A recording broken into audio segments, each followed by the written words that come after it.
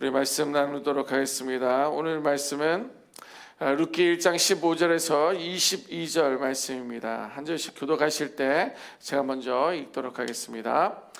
나오미가 또 이르되 보라, 내 동서는 그의 백성과 그의 신들에게로 돌아가나니 너도 너의 동서를 따라 돌아가라 하니, 룻이 이르되 내가 어머니를 떠나며 어머니를 따르지 말고 돌아가라 강권하지 마옵소서. 어머니께서 가시는 곳에 나도 가고 어머니께서 머무시는 곳에서 나도 머물겠나이다. 어머니의 백성이 나의 백성이 되고 어머니의 하나님이 나의 하나님이 되시리니, 어머니께서 죽으시는 곳에서 나도 죽어 거기 묻힐 것이라. 만일 내가 죽는 일 외에 어머니를 떠나면 여호와께서 내게 벌을 내리시고 더 내리시기를 원하나이다 하는지라. 나오미가 룻이 자기와 함께 가기로 굳게 결심함을 보고 그에게 말하기를 그치니라. 이에 그 두 사람이 베들레헴까지 갔더라. 베들레헴에 이를 때에 온 성읍이 그로 말미암아 떠들며 이르기를 이가 나오미냐 하는지라. 나오미가 그들에게 이르되 나를 나오미라 부르지 말고 나를 마라라 부르라. 이는 전능자가 나를 심히 괴롭게 하셨음이라. 내가 풍족하게 나갔더니 여호와께서 내게 비어 돌아오게 하셨느니라. 여호와께서 나를 징벌하셨고 전능자가 나를 괴롭게 하셨거늘 너희가 어찌 나를 나오미라 부르느냐 하는지라.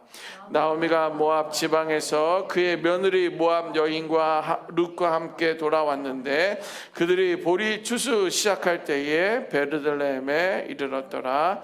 아멘. 어제 본문에 이어서 룻기가 진행 중입니다. 오늘 15절 말씀에 보면 시어머니인 나오미가 다시 한번 룻에게 이렇게 권합니다. 너의 어머니에게로, 너의 고향으로 돌아가라. 이렇게 마지막으로 한 번 더 권합니다. 동서가 그의 신들에게 돌아간 것처럼 너도 그들의 신에게로, 너의 신에게로 돌아가라 라고 이렇게 이야기합니다. 룻기서에서 돌아간다라는 말은 정말 어제 말씀드렸지만 우리는 우리의 믿음의 이야기로 돌아가야 된다. 그때 회복이 일어난다 말씀을 드린 것처럼 돌아가라라는 이 말씀은 단순한 귀향의 의미가 아닙니다. 우리가 어디를 향해 마음을 두고 살아갈지에 대한 믿음의 방향이기 때문에 그렇다라는 거예요.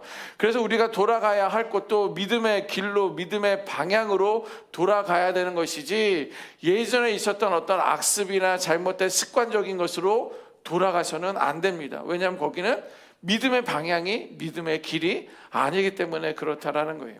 그런데 큰 며느리인 오르바가 돌아간 곳은 자신이 익숙했던 모압의 삶이었습니다. 모압이 고향이었으니까 그것이 과거의 삶의 방식으로 돌아갔다라는 그런 의미예요. 그녀는 고향과 가족 그리고 모압의 신들에게로, 우상에게로 돌아간 것과 마찬가지입니다. 어떻게 겉으로 보기에는 가족의 품으로 돌아갔기 때문에, 본인의 종교로 돌아갔기 때문에 지혜로운 선택과 같은 것처럼 보이지만 그것은 뭐예요? 믿음의 여정을 포기한 것과 마찬가지다라는 것입니다. 반면에 나오미가 돌아가려고 했던 것은 어디입니까? 베들레헴입니다. 베들레헴은 유다에 있었던 그 지역인데 거기는 가나안 땅에 있는 위치입니다. 그곳에서는 하나님의 약속과 은혜가 있는 곳이었던 거예요. 거기에서 여러 가지 상황과 굶주림에 피해서 모압이라는 곳을 이전에 갔었지만 정말 진정으로 내가 돌아가야 할 곳은, 회복되어야 될 곳은 하나님의 약속하신 그 땅으로, 은혜가 있는 곳으로 돌아가야 되겠다라고 결단하며 다시 한번 돌아갑니다. 그런데 거기는 어때요? 과거에 상처가 있었던 거예요. 자기는 그래도 넉넉하게 새로운 어떤 지역으로 이민을 갔었지만 그러나 다시 한번 돌아갔을 때는 굶주림과 어떤 패배자, 남편과 아들들을 잃어버린 그런 상황에서 돌아가기 때문에 쉽지 않은 결단일 수 있지만 그가 바라본 것은 하나님을 다시 한번 바라본 것입니다. 그것에 양식을 주셨다는 소식을 듣고 믿음으로 이제 돌아갈 것을 결단하게 됩니다. 나오미가 돌아가고자 했던 것은 하나님의 품으로 돌아가려고 했던 것입니다. 믿음의 방향을 선택한 것입니다. 그러면 둘째 며느리의 룻은 어떻습니까? 그는 뭐예요? 하나님의 품을 선택한 사람입니다. 그의 동서처럼 모압으로 다시 돌아가고 그곳에서 어떤 가족들의 품으로 자신의 종교로 돌아갈 수 있었지만 그는 하나님의 품을 선택했다라는 것입니다. 시어머니와 함께 단절과 고난이 기다릴 수 있을 수 있는 그러한 낯선 땅으로 돌아간 것입니다. 그런데 룻의 마음이 얼마나 간절한지 16절 17절에 보면 강력한 헌신이 그에게 기록되어 있습니다. 어머니, 나를 따라오지 말라고 더 이상 강요하지 마십시오 라는 거예요. 또 어머니가 가시는 곳에 나도 갈 것입니다. 그럼 어머니의 하나님이 나의 하나님이십니다. 어머니가 죽으시는 곳에 나도 거기서 묻히길 원합니다. 이렇게 간절함이 기록되어 있어요. 자신의 어떤 고백들이 담겨져 있습니다. 이것은 뭐예요? 시어머니에 대한 며느리의 효성이 아니에요. 어느 누가 시어머니에 대해서 이렇게 하겠습니까? 크리스티. 네, 여러분, 이게 어떤 그 효성에 대한 이야기가 아니에요. 이것은 뭐냐면 신앙의 전환과 언약의 고백입니다. 신앙의 전환이에요. 나는 이제 모압이었지만, 모압 신이었지만, 바알이었지만, 우상이었지만 어머니의 그 믿음과 신앙을 바꾸겠다라는 거예요. 그리고 언약에 대한, 하나님에 대한 신앙 고백도 그 며느리에 대한 입술의 고백 가운데 있었다라는 것입니다. 그러니까 나오미는 더 이상 이제 말리지 못하고 두 사람이 이제 베들레헴에 도착하게 됩니다. 자, 그런데 19절에 보니까 두 사람이 베들레헴에 도착하자 온 성읍이 술렁이기 시작했다라는 거예요. 그런데 온 성읍이 관심이 왜 그렇게 나오미와 룻에 대해서 관심이 있느냐? 이것은 뭐냐면 나오미의 예상치 못한 귀향 때문입니다. 떠날 때가 있었는데, 떠난 것을 우리는 알고 있었는데, 두 아들과 남편과 함께 흉년을 피해서 모압으로 지나간 것을, 모압을 향하여 나아간 것을 알고 있는데, 이제 그가 돌아왔는데 남편도 없고 두 아들도 없이 돌아온 그 모습에 대해서 사람들은 궁금해해서 여러 가지 술렁이기 시작했다라는 거예요. 두 번째는요, 모압 여인의 등장 때문입니다. 나오미가 같이 데리고 온 여인이 있었는데 그런 모압 여인이다라는 거예요. 모압 여인이 그 유다의 예수님을, 또 하나님을, 어떤 그 신앙을, 하나님의 신앙 공동체 안에 들어온다는 것 그 자체가 충격적이었다라는 거예요. 왜냐하면 이방신을 섬기던 사람이 개종하여서 하나님의 공동체로 돌아오는 것 자체가 문화적인 충격이었기 때문에 그런 거예요. 그래서 많은 사람들이 술렁이기 시작합니다. 세 번째는 나오미의 고난의 증언 때문에 술렁거렸습니다. 떠나갈 때와 돌아갈 때의 어떤 극명한 차이를 보여주고 있었기 때문입니다. 그래서 나오미 자체가 이렇게 이야기하잖아요. 나를 더 이상 기쁨이라고 말하는 나오미라고 부르지 마라. 그래, 내가 여기서 있었을 때는 나는 나오미였다. 기쁨의 존재였다. 하나님을 찬양하고 예배하는 그런 존재였다. 그러나 나는 이제 그런 기쁨의 존재가 아니라 말하다, 쓴물이다, 쓰다라는 그런 이름으로 말하라고 불러라, 이렇게 이야기하고 있습니다. 21절 말씀 보면 내가 풍족하게 나갔더니 여호와께서 내게 비어 돌아오게 하셨느니라. 여호와께서 나를 징벌하셨고 젖는 자가 나를 괴롭게 하셨거늘 너희가 어찌 나를 나오미라 부르느냐 하니라. 여기 보니까 내게 비어 돌아오게 하셨다라고 말하고 있는데 이것은 모든 것을 이뤘다, 그런 의미입니다. 이것은요, 나오미의 고백인 동시에 하나님의 주권을 인정하는 고백입니다. 나의 비워둠, 나의 빈 깡통 같은 이러한 존재지만 그래서 나는 하나님께서 왔기에, 하나님 앞에 하나님은 나의 주권이고 하나님은 나를 세워주시고 나를 회복하실 것이라는 하나님의 주권을 인정하는 그런 고백이기도 합니다. 이제 아무것도 없이 비어있는 나오미가 스스로 할 수 있는 것이 없을 때가 된 것입니다. 바로 비어있음을 통해서 하나님은 그 채워주시는 은혜의 이야기가 시작되는 줄 믿습니다. 비워짐의 순간은요 참 쓰고 안타깝습니다. 아픕니다. 그러나 하나님께서 그 빈자리를 통하여 새로운 은혜를 채우시기 위하여 우리를 이끌어 주실 줄 믿습니다.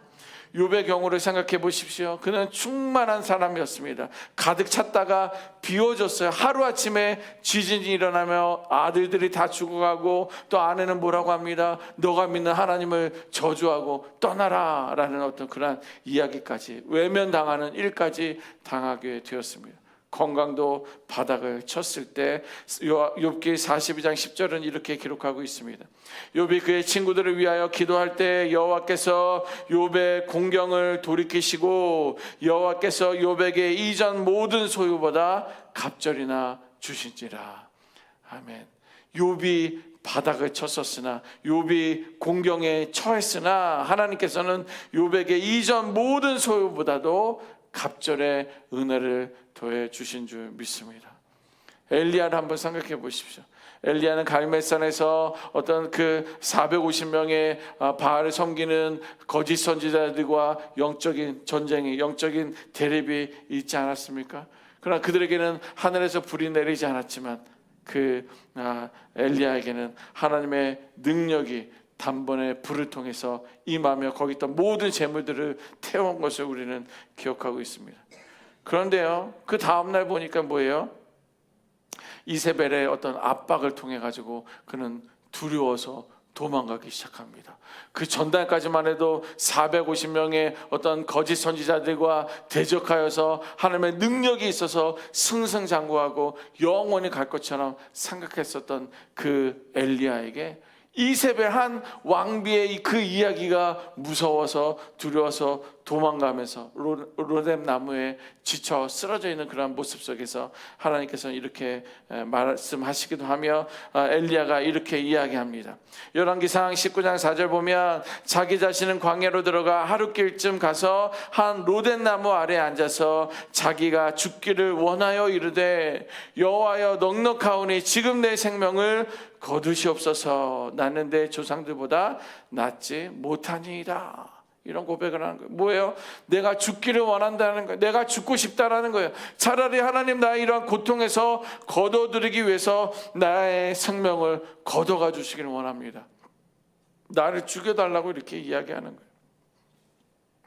엘리야는요, 신체적으로 탈진된 상태고요, 정서적으로 고갈되어 있는 상태고요, 영적인 낙심이 겹쳐서 절망의 순간까지 비워져 있는 그러한 시간들이라는 거예요.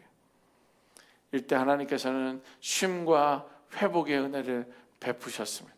열왕기상 19장 7절 말씀 보면 여호와의 천사가 또 다시 와서 어루만지며 이르되 일어나 먹으라. 내가 갈 길을 다 같이 못할까 하노라 하는지라. 이 말은 무엇입니까?